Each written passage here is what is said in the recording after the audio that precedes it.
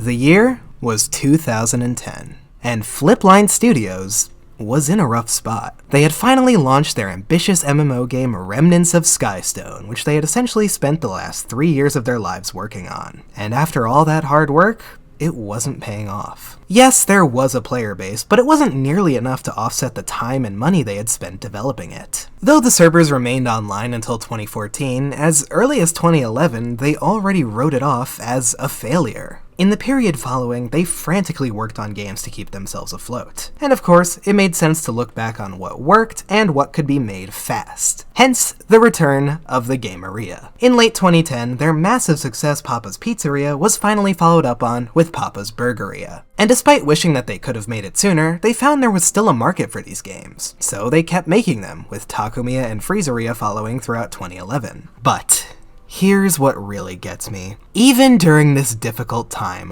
when no one would have blamed them for solely relying on what worked, they still managed to find the time for something unique. Something innovative. A passion project. A new, original platformer. For on today's Retrospectiveria, we're gonna check out two of the most overlooked gems of the entire Flipline catalog. Cactus McCoy and the Curse of Thorns, as well as its follow-up, The Ruins of Calavera. Unfortunately, we don't know much on the specifics of Cactus McCoy's development, as they never did a Flipline rewind on it like some of their other games. This blog segment always has really interesting insights on their thought process and ideas, so it is absolutely criminal how few they've done. I hope we see more. However, we did get a good little chunk of info from a Quinn's Q&A, and it turns out that the inspiration to make Cactus McCoy came from none other than the ultimate classic itself, the Expendables 8-bit. While working on that game, Flipline wanted one of the Expendables to fight with his fists, and for there to be a mechanic where enemies could be juggled through the air by punching them consecutively. However, Lionsgate was like, no, we want them all to have their weapons. Use this instead. They were vague on which character they were talking about. If I had to guess, probably Yin, since he has a more hand-to-hand combat style than the others. After the game was finished, Flipline still wanted to do more with the concept. Specifically, they thought a platformer brawler where you could choose to fight with your fists or with a wide variety of weapons, including their funny enemy juggling, would be pretty sick. If you've played the game, you might remember that the enemies you fight are referred to as enemigos. And this Q&A reveals that the reason for that is because Flipline once saw a Spanish-speaking website use the word enemigos in their description for Papa Louie when pizzas attack, and I don't know, I guess they just thought it sounded cool? This was apparently also the inspiration behind the entire Wild West theme and setting of the game, so, thanks, random Spanish website. Without you, using your own language normally, we wouldn't have this game, I guess. The game also wouldn't exist without the 2010 film The Expendables, so it really does feel like the stars aligned. And soon, I mean soon, it only took about 3 months, Cactus McCoy and the Curse of Thorns was complete, being released on March 10th, 2011, right in between Burgeria and Takumiya. The game was published by Not Doppler, as you can tell by this dreaded watermark. I tried to remove it once, but it caused the game to crash, much like that load-bearing mushroom in Mario Galaxy. I mean, I could have just replaced it with a transparent graphic instead, which probably would have worked, but well, too late now. You're just gonna have to deal with it. Man, Not Doppler was a site where I primarily played Duck Life 4 as a kid, so this logo jingle takes me back. Trauma. Alright, let's get into it. There already aren't many Flipline platformers left, so we better cherish this while we can. Our story begins with famous treasure hunter for hire McCoy, first name never revealed, might as well just be Cactus at this point. McCoy, who's employed by the annoyed Hex Hatfield, is sent on a mission by his boss to retrieve a spiky green jewel known as the Thorned Emerald. McCoy ventures forward, following the map to a cave where a stone cactus holds the treasure. Ignoring the blatant warning signs of a curse, he grabs the Thorned Emerald, and later that night, the curse begins, transforming McCoy into a cactus. A ghost named Popolka appears before him, and explains that many years ago, he also fell victim to this so-called Curse of Thorns. That's the thing! He tells McCoy that he must hurry and return the emerald to its proper home, for over time the curse will worsen till he's turned to stone. Not a fan of the idea of becoming a lifeless cactus-shaped rock, McCoy sets out to follow the path, collecting maps along the way that will point him towards the emerald's proper resting place to break the curse. Meanwhile, Hex Hatfield gets word of what happened to McCoy, and he's not happy. He stole my... and...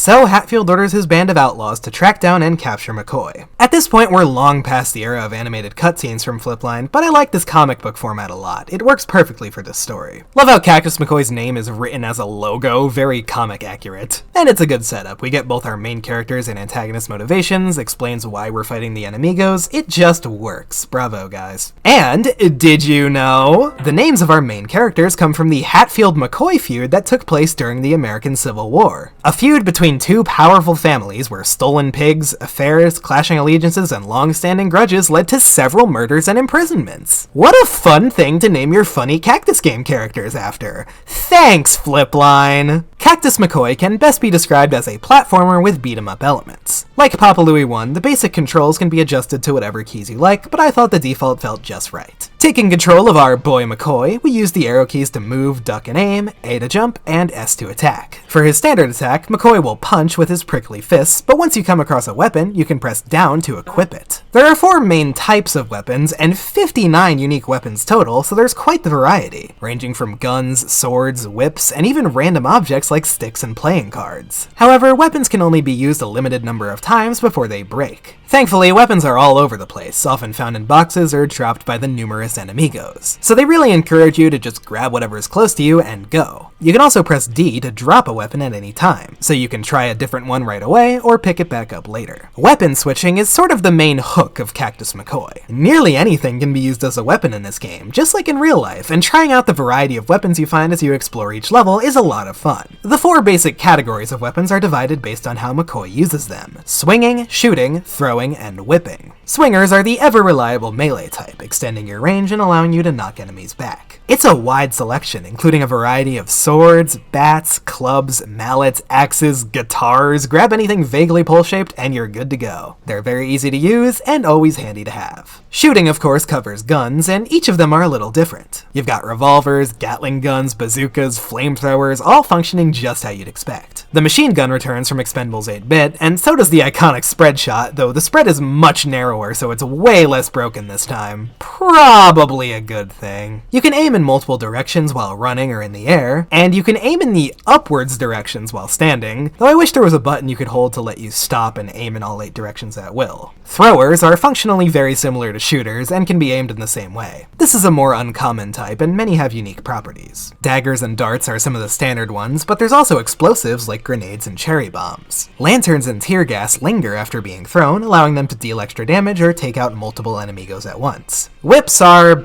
well, they're whips. They give you more range than the swinging weapons, but not as much as shooting or throwing. They also can't be aimed, only attacking in front of you. You've got chains, wire, even a cat o' nine tails. And you can't have a cowboy game without a lasso. There's even a few weapons that don't fit into these categories, like the boxing gloves and brass knuckles, which power up McCoy's punches. I think some of the most memorable weapons are the rattlesnake, which functions as a whip, the bucket of scorpions, which are thrown and then crawl along the walls, the Roman candle, which lets you shoot fireworks. If you're a Papa Louie 2 fan, this one should feel familiar. And of course, the squirt gun. There's a challenge that involves extinguishing torches with it, and looking at this badge title, I was expecting it to be a bad joke weapon, but it's actually surprisingly powerful. Overall, the weapons are great. As I've said, I think this is sort of the big unique selling point of McCoy, and as that, it does a wonderful job. There's an incredible amount of variety here, and they're really fun to try out and switch between. The core gameplay, action, and movement really does feel like an expanded version of Expendables 8-bit and remnants of Skystone, and I love that. But with all these weapons, who are we using them on? That's where the enemigos come in, of course. Yes, I'm calling them that too. Wouldn't want to disrespect the wishes of Big Tony.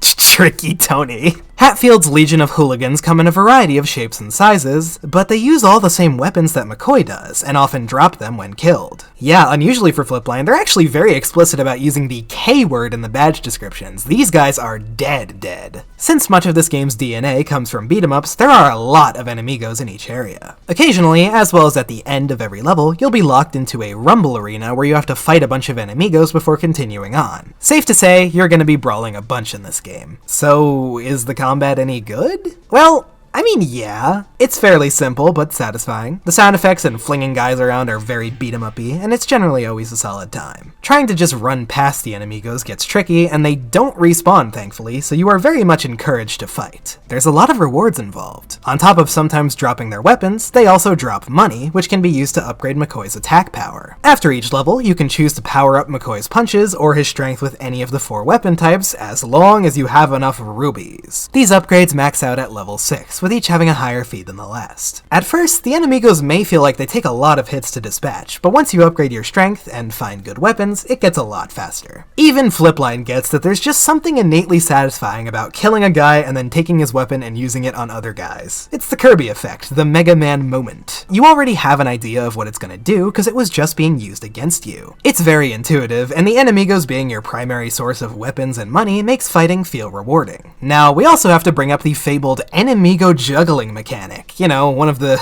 main reasons they wanted to make this game, I guess. When you kill an enemigo, they get launched backwards and fall off screen. However, if you hit them again and again, you can continue to juggle them through the air, launching them higher and faster each time. So, why would you do this? They're already dead, just seems kinda cruel. Well, the more you juggle an enemigo, the more money they drop, and the higher chance they have to drop their weapon. And it's just kinda fun. This ties in with the game's combo system, which keeps track of the number of hits you land in succession without getting hit yourself. Juggling is a great way to keep a combo going, especially if there are no other enemigos near you. Now, what's the incentive for going for combos? Not much, unfortunately. I think it's just high scores, along with a couple of challenges or badges that require it. I do really wish the combo system was fleshed out more, as I see a lot of potential here. Like, I wish there was a visible timer so I could actually know when my combo was about to run out. And as it is, the duration is way too short. It's really difficult to get a combo going. There would also need to be a much better motivation for it, like some sort of ranking system. Though, as we'll get into what it was like to 100% this game, that would be the last thing I want after all that. Cactus McCoy has a total of 12 levels, known as areas. Each area contains 5 treasures, which can be found in chests hidden throughout the stage, and 5 optional challenges, which task you with doing a variety of random things. These vary from killing a certain number of enemigos with a specific weapon, to beating the level without dying, to even herding chickens. Anything goes. I'll get more into these shortly. For now, I'd like to turn your attention towards the levels themselves. The platforming is generally quite understated, at least in terms of challenge. The main focus seems to be on brawling, though there are some sections that are more platform heavy, and they help balance out the gameplay a bit. Many of the more jumpy, focused sections revolve around mechanics such as climbing and dropping off ropes or ladders, and avoiding obstacles such as flame shooters and the Crusher. Patent pending. The levels are mostly straightforward if you just want to get to the end, but they're also large and open with many secret areas. Some of the treasures are hidden quite well, and they add a ton of replay value, making the levels fun to explore. I also love the variety of locations, ranging from desert canyons to underground mines, western towns, and even trains. Sure, they reused these themes a few times, but at least they change up the time of day and color palette to give each level its own flair. Cactus Canyon serves as a great tutorial to show you the ropes, and is still a joy to blast through once you've mastered it.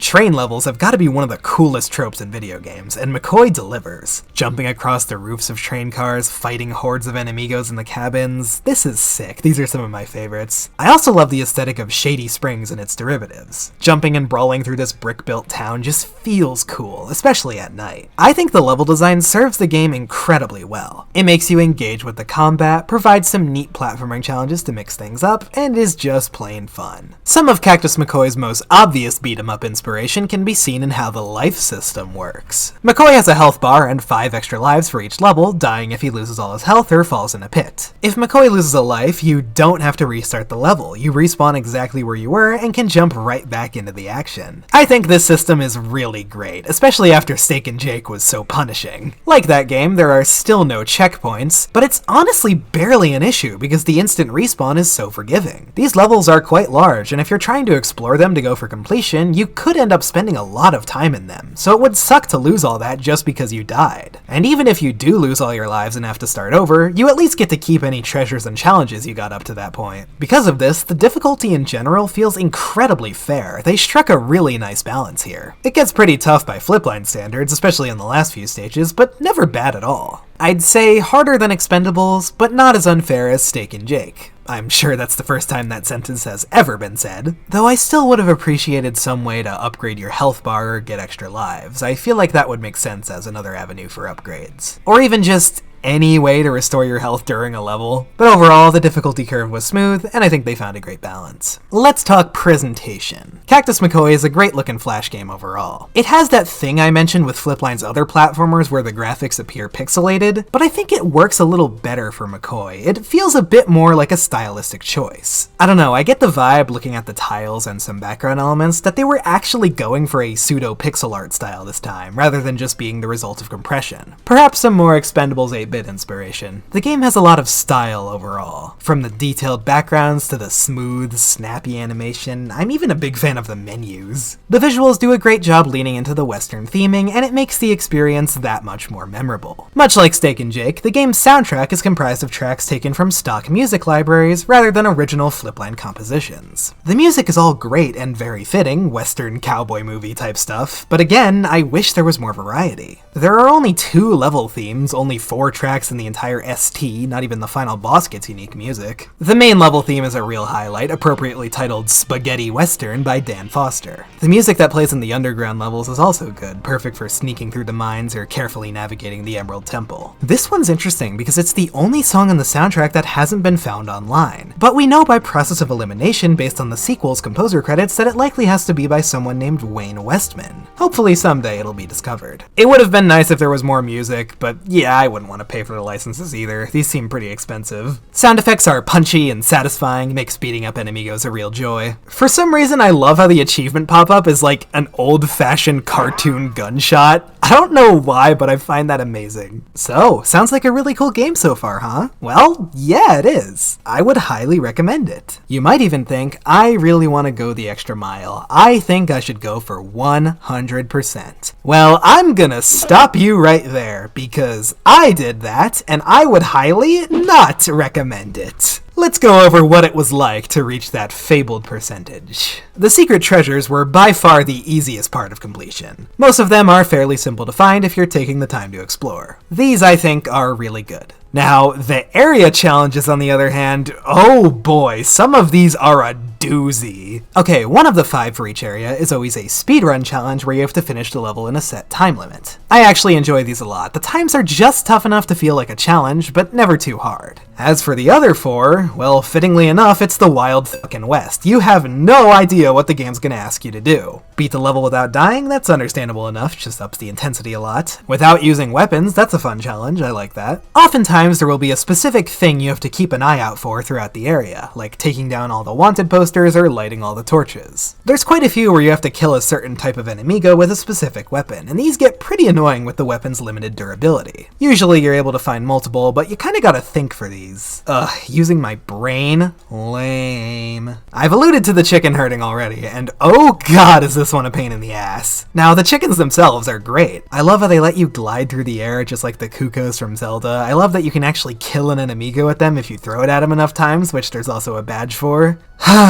Shady Springs Challenge 1. Get all of the chickens in the coop. This one, I think, is most emblematic of the tedium you can expect from this fool's endeavor. There's a chicken coop near the end of the level, and you have to bring all 8 of the chickens scattered throughout the area over to it. Very slowly, one at a time. I spent 20 minutes trying to do this one, and I didn't even get it because I accidentally dropped a chicken down a pit and they don't respawn! At least the enemigos don't respawn for this one. That would have been a nightmare with all the backtracking you have to do, but come on! And then the idol statues in the Emerald Temple are somehow a much worse version of that! They don't all go to the same place. There are 9 different pedestals you have to find to bring the statues to. And carrying them weighs McCoy down. The area is very vertical, so if you want to transport the statues anywhere, you need to throw them around a lot. It literally took me 34 minutes on my first try, for one challenge. At least there's no bottomless pits this time. A lot of these challenges follow a similar format. Open all the suitcases, mine all the rocks with a pickaxe, throw all the luggage off the train, okay, that one's funny, break all the targets using a gun. You get the picture. It wouldn't be a Flipline game if I didn't waste hours of my life doing menial tasks. It's not easy to do many of these challenges in the same run, so you're gonna end up playing these levels over and over and over again. Now, if all that wasn't enough, we also have badges. is. This game came before Takomiya, so Cactus McCoy was actually their introduction. I've alluded to them before, and yeah, it's pretty much the exact system from the game Areas. This should sound familiar. There are 80 badges in total, and you'll end up with some of them just from completing other facets of the game, like upgrading your stats, collecting the treasures, and completing the area challenges. But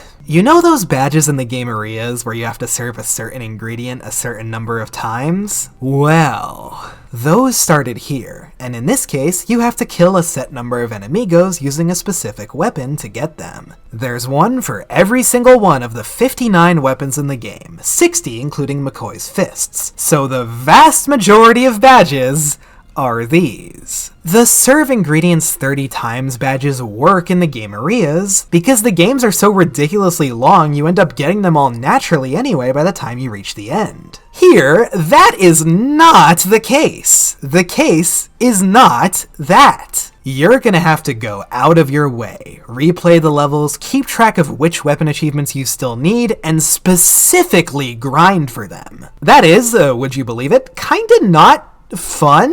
Tediously opening and closing the badges menu, trying to find the weapon you picked up to see if you have the badge already. It's not good.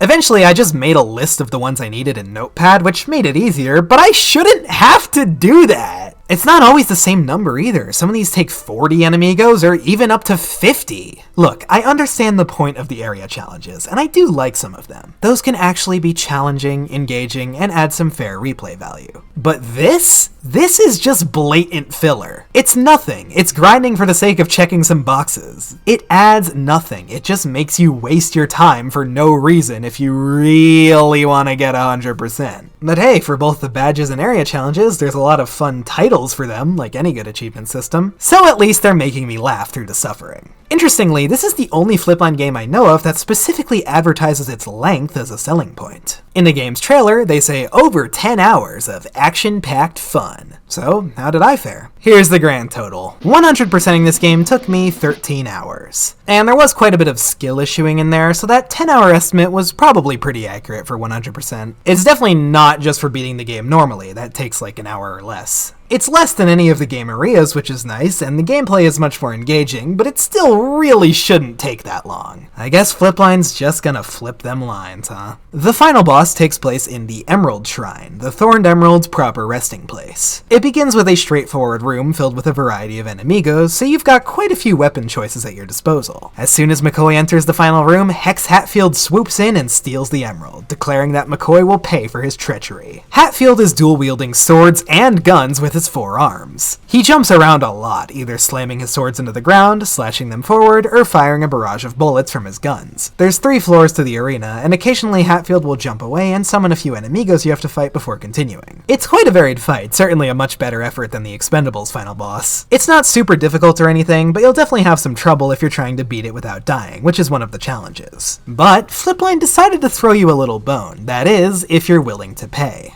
With their preferred currency, of course, your time. In the first room, if you carefully use the vases as platforms to jump all the way to the left, you'll find a secret labyrinth which hides a squirt gun. There's another challenge for extinguishing all the torches in the maze, which is as fun as it sounds, but if you bring your newfound Super Soaker to the fight with Hatfield, it proves to be shockingly effective. It has a ridiculous amount of ammo, usually stuns him in place with every hit, and allows you to attack from a safe distance. I like this a lot. It's cool that there's this rare secret weapon you can use against the final boss to make it easier, but only if you go out of your way to find it. With Hatfield defeated, he inexplicably falls down a pit, I think? McCoy rushes to place the emerald on the statue as he begins to turn to stone. Then, at the very last moment, the emerald clicks into place, and the curse is lifted. Except he's still a cactus man? He just won't turn into stone anymore? Seems like a bit of a scam, but I guess they just had to leave the door open for the sequel, huh? And that's it. The end. For completing the game 100%, you now start every level with Hex Hatfield's pistol equipped. Like the squirt gun, it's got a ton of ammo, and it has a spread shot, which makes it a pretty neat reward. Not that you have any reason to use it anymore, might as well make it infinite ammo at that point. You also get a gold badge on your save file.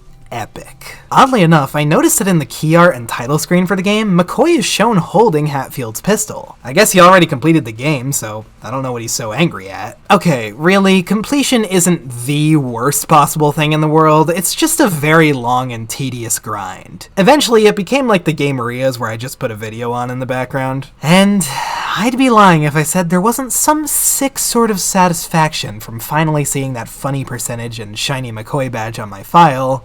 Still, don't do it, I swear. But it was worth it. No, it wasn't! Don't listen to me. Somehow I get the feeling that being a completionist is gonna be my downfall. And that was Cactus McCoy and the Curse of Thorns. Man, this game is sick. And you can't stop me, I'm gonna do it, I'm gonna say the U word, underrated. Sorry, I know using that word is cliché and frowned upon in most jurisdictions, but in this case, I think it's deserved. A criminally overlooked, action-packed beat-em-up platformer that's truly a blast from start to finish. I know I just gave it a lot of flack for the completion requirements, but please don't let that discourage you. This is easily one of the greatest games Flipline's ever made, and one of the best and most severely underappreciated Flash games in general. Gets a big recommendation from me. You'll have a good time, but if you let your hubris get the better of you and decide to go for completion, you're in for a long ride. It's a Flipline game, so that should go without saying, but still. Everything about Cactus McCoy just works and fits together so well. It's all built around this unique weapon system, where nearly anything you pick up can be used to your advantage. The army of enemigos use all the same tools you can, and by fighting them, as well as utilizing the silly juggling mechanic, you'll earn more weapons and money to upgrade your strength. It's just an incredibly solid gameplay loop, and the levels are designed to complement it perfectly. And all the extra stuff may get tedious, but it also supplies a good chunk of replay value. You know, if you're into that sort of thing. Top it off with the awesome Wild West vibe, great visuals and music, cool characters, and a simple, stylish story that holds it all up, and you've got something truly special. Which is why I am extremely grateful that it got a sequel.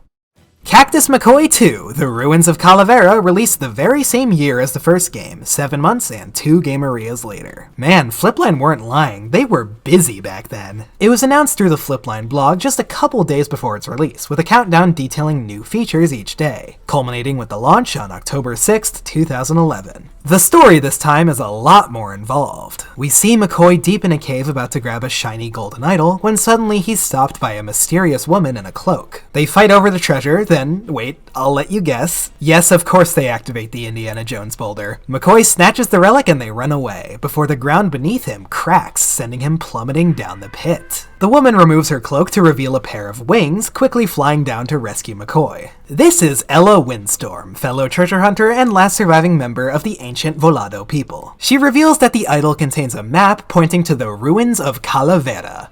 That's the thing again! She then totally info dumps about the entire backstory of her people. Basically, Calavera was the sacred city of the Volados, where it was ruled by a shaman who kept things in order with the mystical Serpent Blade. However, a cult of dark magic users known as the Reptaras appeared, who desired the power of the blade. A war broke out and the blade was sealed in a vault using magic that can only be broken by one of the shaman's descendants, of which Ella is the last. With that, McCoy and Ella agree to team up, splitting the treasure they find along the way 50-50. But suddenly, a new band of villains led by Milana Meyer ambushes them, kidnapping Ella and knocking out McCoy. Popolka appears before him and is like, hey, she totally saved your life, bro, you should probably go save hers. Conveniently, Milana didn't steal the map, so now it's a race to Calavera to stop her from unsealing the Serpent Blade, which would spell certain doom. The story of McCoy 1 was very straightforward, which worked well, but it's cool to see them including way more characters, lore, and world building this time. Really giving us deeper villain goals and motivations than just, that cactus that I hate owes me money! Very cool stuff. The world of the first game was already neat in terms of vibes, but it's been fleshed out so much here. The enemigos this time also represent a variety of different rival gangs, often highlighted by this sign before each level's rumble arena.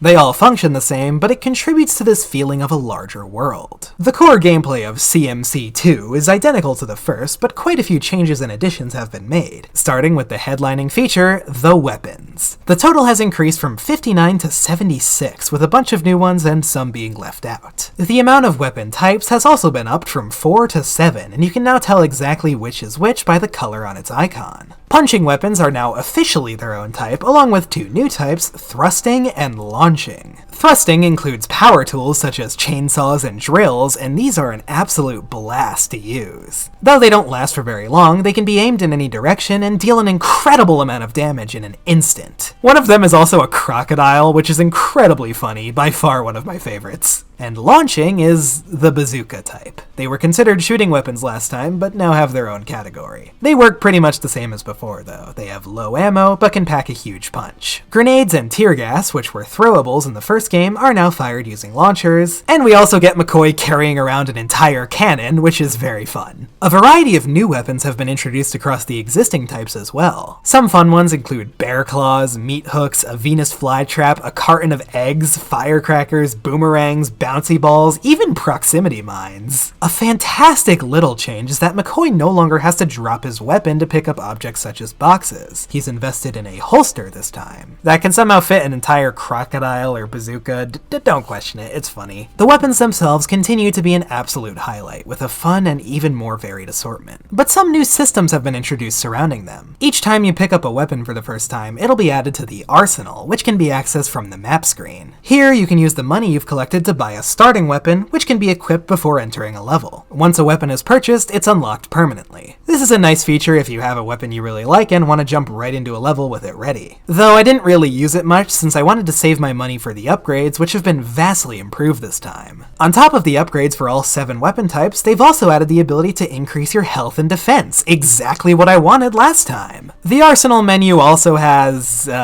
another use. Alright, I've got good news and bad news. The good news is that the weapon achievements are gone. I was really excited upon seeing that, but then I realized the bad news. They basically made them into an actual mechanic this time, Weapon Mastery. This is essentially an XP system for every weapon in the game. Each weapon's icon has this yellow meter, which fills up for every enemigo you kill with it. Once the meter is completely filled, the weapon will be mastered, which improves its attack power by 50%. So this is definitely better? But it's still required to master every weapon to get all the badges and 100% the game. So effectively, you are doing the same thing again. They just gave it more of an intrinsic reward this time. It helps that you can see your progress with any weapon at a glance instead of having to constantly check the menu. Being able to buy weapons you need to start with also helps. And it does feel more rewarding than the badges, but at the end of the day, you're doing the same long and tedious grind. It's just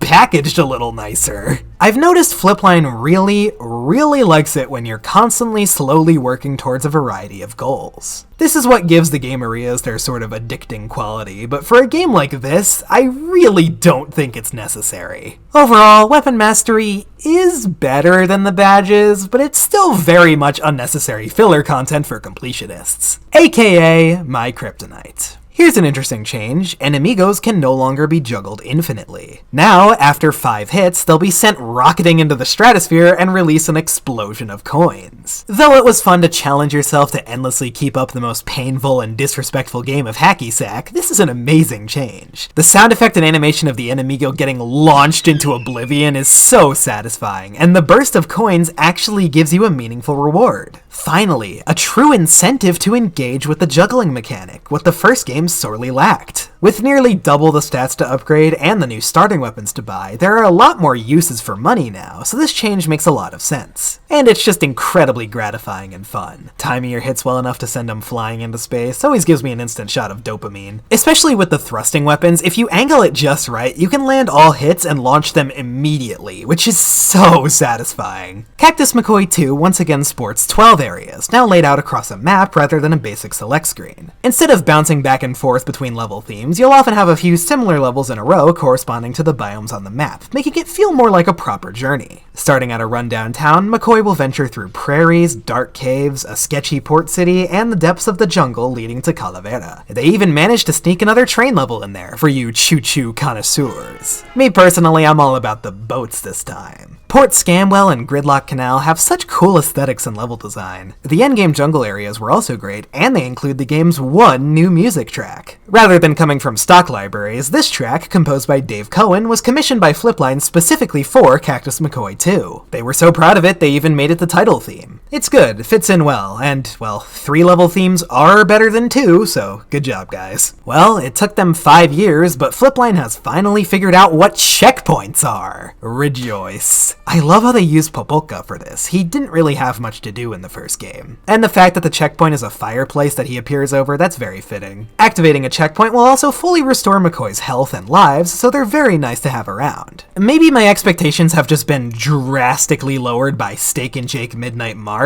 but I was impressed by the amount of new gameplay elements and level gimmicks the sequel introduces, and found all of them to be a lot of fun. Zip lines are always a blast, letting you cross wide gaps quickly. Barrel rockets, not to be confused with rocket barrels, are so cool. Coming in both horizontal and vertical varieties, McCoy can pick these up and after a second they'll take off, easily blasting through breakable rocks and even enemigos. You can even guide your trajectory while flying. What a neat mechanic. A variety of switches and doors introduce some light puzzle solving into the mix of fighting and platforming. Mine carts can be pushed and then jumped on, allowing you to ride them into enemigos. Oh my god, ladder spears are such an awesome concept. They're a weapon that you can throw to stick onto walls and then use to climb up. It just feels so cool to use. It's genius, and there's plenty of secrets to find using them. These new elements are so fun, and the level design is built around them in incredibly creative ways. In general, the levels are a real blast in this one, and the returning area challenges feel a bit more balanced this time. There's not really an equivalent to, like, the chicken mission. All of them were actually not too bad. One of the most common complaints with Cactus McCoy the First was that it only had one boss fight, the final one. So in response, things have been ramped up this time. Before the final showdown with Milana Meyer, you'll have to contend with 2 of her henchmen. Every 4th area ends with a boss for a total of 3 fights. First up is Alpaca Jack, encountered in Prickly Prairie. Jack rides around on his beloved alpaca, Daisy, while shooting at us and throwing bombs. Sometimes Daisy will spit, which you're unlikely to get hit by, but it's a funny detail. By far the easiest fight, it's pretty easy to stun him with your attacks and take him out quickly. I love that you can even juggle the bosses after beating them. Doing so is one of the area challenges here. Next, at the end of Port Scamwell, we meet Dumbbell. You see, because he's dumb and he wears a bell. And also he's strong because he lifts like dumbbells. That's why he is a bell. Dumbbell don't need a weapon, instead relying on his massive arms. He'll either throw punches, jump then slam down, or charge at you with his horns. The arena for this fight is massive, with blocks that you can lure Dumbbell into breaking to continue forward. This one's a step up in difficulty. His patterns are more unpredictable, and he's able to easily block your attacks, so it can take a while to take him out. When McCoy finally reaches Calavera Ruins, where the Serpent Blade was sealed, he's too late. Milana Meyer and crew are already here, and she's got the blade. Jack asks about their share of the treasure, prompting Milana to blast them away with a giant laser before challenging McCoy. This is by far my favorite fight in the series. Her attacks are really cool and varied. It feels climactic and challenging, yet still fair. Also, her design goes so hard. Like, wow, can you believe the guys who made Big Polly came up with this? She has a variety of attacks using the Serpent Blade, spinning it to act as a shield, quickly dashing forward, and throwing homing projectiles. And just when you think it's over, for the only time in the series, she has a second phase. She unleashes the true power of the Serpent Blade, engulfing herself in blue flame and hovering around the arena while shooting out fireballs. Milana will periodically land and fire a laser in your direction, which is incredibly strong, but there's always a way to dodge it. It's nearly impossible to hit her in this state, so you'll have to evade her attacks for a few cycles until the magic wears off, giving you a window to deal a bunch of damage. In a game that now has more than one boss, this was a great way to make the final one feel truly climactic. They did a great job here. It doesn't feel like the rest of the bosses in the series where you kinda just wail on them until their health runs out. No, there's actual patterns you have to pay attention to and then attack when she becomes vulnerable. It's like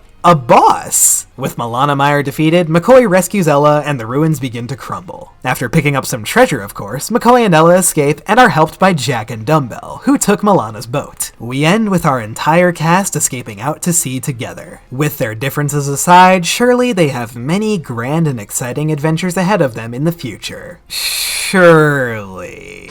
Okay, seriously, Flipline, why did you put an ellipses after the end? Sort of feels like you're implying something there, but nope, this was, of course, the last game in the series. Though I really like this ending a lot. I'm glad Jack and Dumbbell got to be redeemed, they're such cool dudes. Much like the first game with Hatfield's pistol, which oddly enough reappears as a regular weapon in this one, for 100% completion, you unlock the Serpent Blade. I wish you could do the crazy stuff Milana does with it. Functionally, it's nothing special, but it basically one-shots everyone, one, so yeah, that makes sense as a reward. At first glance, Cactus McCoy 2: The Ruins of Calavera seems very similar to its predecessor. And it is. It's the same game at its core, but they've added so many little things that truly enhance the experience and make this an exceptional sequel. It improves on the first game in essentially every way. Deeper story, characters and world building, more weapons and new systems surrounding them, more better boss fights, and lots of fun new mechanics that make for incredibly varied and enjoyable level design. It's everything a Flash game sequel should be, and I believe it's overall the better game of the two. They addressed the most common complaints with the lack of checkpoints and boss fights, made the already fun enemigo juggling mechanic actually rewarding to engage with, and added new weapon types and level features that are just always a blast to play around with. And with the slightly higher emphasis on story and progression through the areas, it just feels more like a proper adventure. It's still a huge slog to 100%, no doubt, but it's not as bad. The weapon mastery mechanic certainly feels more purposeful than just some random achievements. Well, that's about it for the Cactus McCoy series. Man, these games are amazing. I had a great time. Except for when I was trying to complete them. Don't do that. Please. But other than that, wow, this series is one of a kind. And I'm not saying that because of nostalgia. This was my first time playing through them. I never knew about them as a kid, but whenever I briefly checked them out for footage or whatever, I always thought, oh man, this seems really cool. I can't wait till I get to that. And well, here we are. The way it seamlessly blends platformer and beat-em-up elements with a robust weapon system that's packed full of variety, it's just so... yeah, there's not really a better word to describe the series than cool. Cool vibes, cool gameplay, cool everything. These games have so many cool ideas and mechanics. It's a true showcase of Flipline's creativity at its peak. And I'm gonna say this so many times, I don't want to be that guy again, but man, does it kinda make me even more sad looking at their current output. Their platformers are so good, and no one ever talks about them. Please, someone play these games! Relative to how good they are, it is a crime how downright obscure they are in the grand scheme of things. With how Flipline's been lately, especially finally breaking the 13-year only Papa streak since Jack Smith with, well, Jack Smith, I'm hopeful that someday they'll bring back McCoy in some way. Whether that's in the form of remakes or a brand new game, time will tell. Or it probably won't. Either way, I hope they do McCoy justice. Because I'd love to see these games get a wider audience. Heck, that's what I'm doing here, isn't it? Pushing the Cactus agenda. But as the cycle goes, now I gotta go back to appeasing the crowd. Next up on Papa's Retrospectiveria are 3 more of those wacky gamerias. All released in 1 year, 2012. Ah, the year the world ended, huh? More like the year Flipline's originality ended. What? Who said that? Not me.